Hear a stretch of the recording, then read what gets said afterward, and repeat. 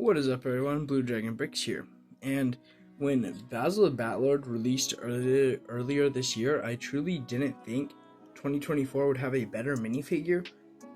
But now he's got a lot of new challengers, and they're all from this series right here. I'm going to review some of these. Let's get into it.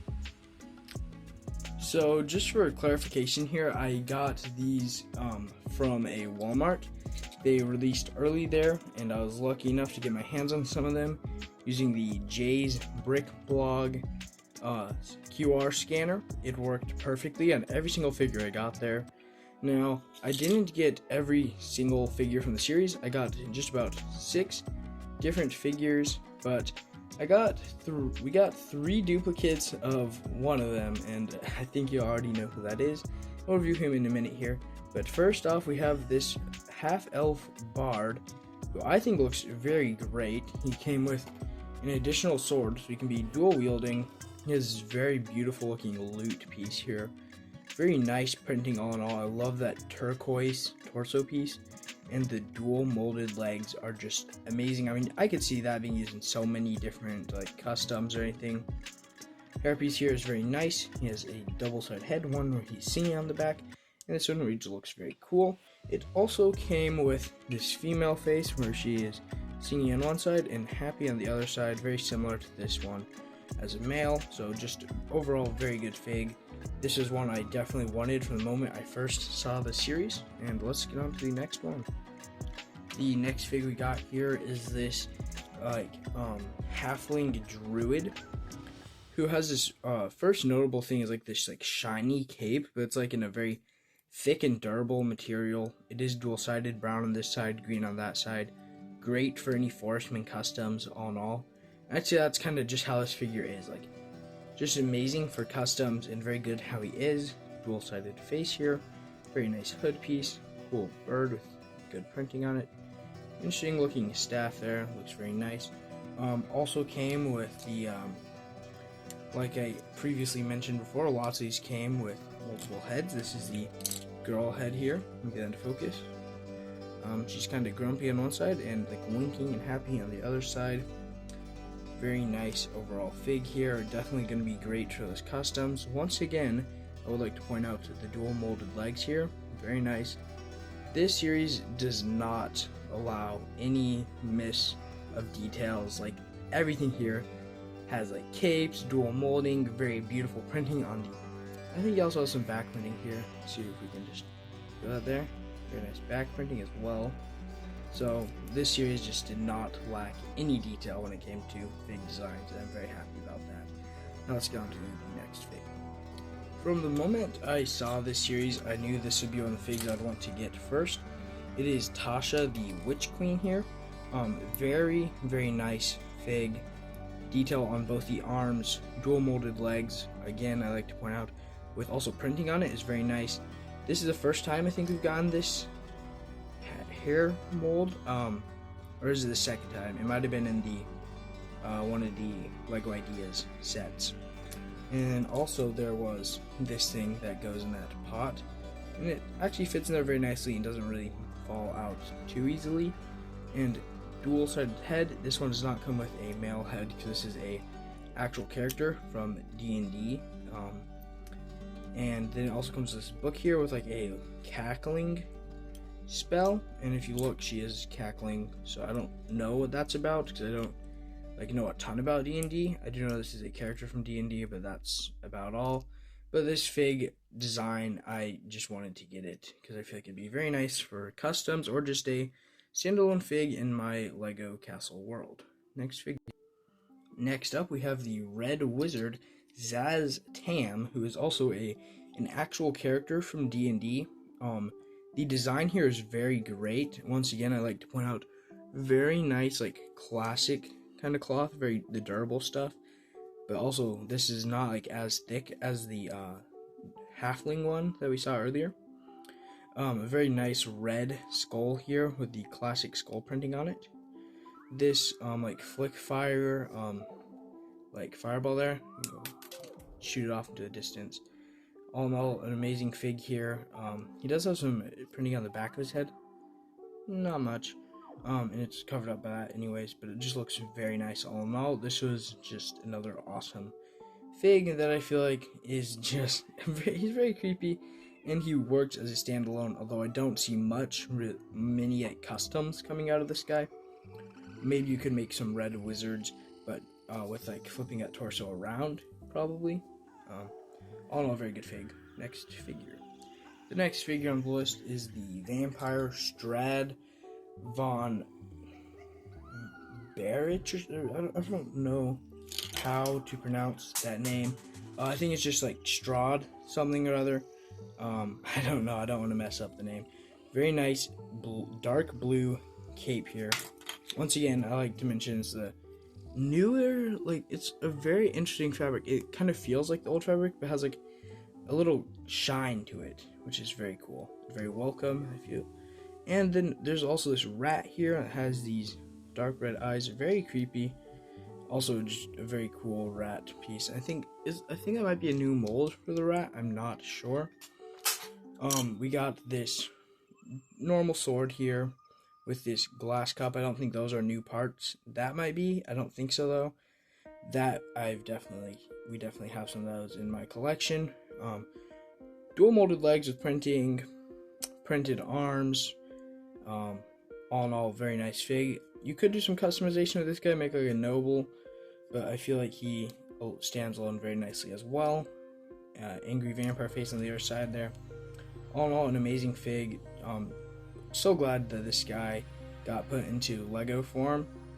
Although I feel like if they ever do a second series of this, they could do like maybe something like Minsk and Boo, something like that would be very cool. Another fig with like the little rodent type creature would just be awesome. I feel like that would make sense.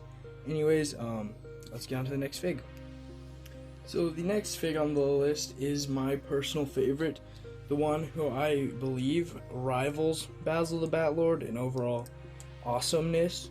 Basil has a great cape, but this character has a lot going for him. He has the dragon print for his head, like the dragon mold for his head in a new gold, some of these horns in gold, new printed shield. The first time we've ever gotten this part in a very like sparkly trans white. First time we've gotten this pole in this blue color. He is just chock full of details here. I think Lego knew this would be the most popular one from this series. From his leg printing, which also has side printing, to his arm printing. And I'll also give you a look at what he looks like without that armor on. Here we go. This very cool like Templar style looking print, which I think will look great for custom Templar figs. Everything about this guy is just amazing. From the blue dragon shield, I mean, come on, you know that's gonna be my favorite. I'm definitely gonna try to army build this guy. I want to get at least 5 of him. I already got 2, so I'm very happy with that. And you know, you can always customize this guy. And I'm looking at these from kind of a D&D fan, where you know I love the figs as they are, and then also as like a custom Lego minifigure builder. I love making customs, and this guy is versatile. You could take those arms, put them on any knight, they look awesome. These legs are very versatile, although they do have that like white tabard on them, which I don't mind, and I honestly like that, but I also feel like if it didn't have that, it would be a bit more versatile. But I'm not complaining, because it wouldn't look the fig itself wouldn't look as good without that. He has a little potion back there. Just everything about this guy is customizable. I have not gotten this dragon mold yet. It came in like a video figure. If you even know what that theme was, I didn't until like I found the figure like online one day, and I'm like, oh, that's interesting. And then it also came in the new D&D set that cost over $300, which I did not get. And I've kind of thought about it, and I don't think I'll be getting that one. It's just a bit expensive for, at least my point of view, it's a bit expensive for what it is, and it's just not worth it to me at the moment. I might eventually get it though. But this fig is just beautiful. I mean, also, I forgot to mention, this is a new mold for armor. It looks amazing. But although I will say it doesn't look too great on like with a normal fig head. Here, let me show you what I mean by that. Like, say you were to toss that head on there, it looks like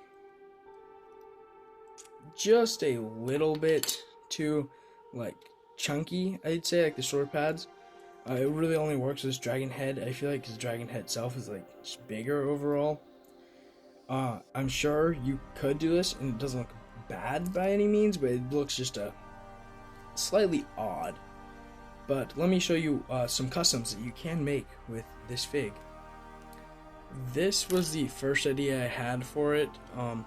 This a great helm here just looks perfect with him. Makes him look like just a Templar. Obviously the Colt bricks, if you know what that is, like custom printing on Lego parts, has like gold around like this front visor of his, which would look sick on this. I think it would fit like the gold accents very well. I don't have those and they're quite expensive, so I probably won't get one, but I'm saying like if you have that, that would just look perfect with this guy. All in all, like I really like that blue, like that sapphire necklace he has there. It looks amazing. And just so many details on this guy. Probably the most detailed fig from the series. And just overall amazing. There's plenty of different customs you can make with this, I'm sure. This is my personal favorite so far, and I might even find some more in the future and kind of just do community posts about them or whatever on my YouTube page. Anyways, I'll wrap up the video here. Also, I would like to mention you do get one of these with a fig. It's the normal minifig base with this like cobbled path printing. It looks very nice. And I'll also show you the rest of what you get in each one. The first thing you're going to notice is obviously the box for this thing is very nice. I love the D20 up there. It's just a very clean looking box. You get very nice details on it. Nothing crazy about it. Pretty standard. And then we got the collector guide here. So the ones that I didn't, it has a bad glare, sorry. The ones I didn't get are those top three. That guy, him, and the Lady of Pain. And honestly, I just wasn't expecting to get all of them. I didn't know if they'd be at the Walmart. And I mainly wanted to get as many of that guy as I could. I'll probably eventually get those three later because I like them. I'm not so sure about that guy. I just don't really like the overall character so much there, but I might eventually. And the Lady of Pain is probably the last on my list because I don't see much customization there, and it just looks wonky to me. Obviously, like people that really enjoy D&D and know like about that character will probably want to get it. Not so much me, because I don't really know anything about the character. It does look like alright, but just not for me. And yeah, that's about it. Like, I just wanted to get some of these guys and make a quick little review on what I have. And yeah, I hope you guys enjoyed. If you stayed through and watched this whole video, you should probably subscribe and like the video and comment which one's your favorite and which one you're trying to maybe army build or get the most of. Anyways, have an awesome day. I'll see you in the next one. Goodbye.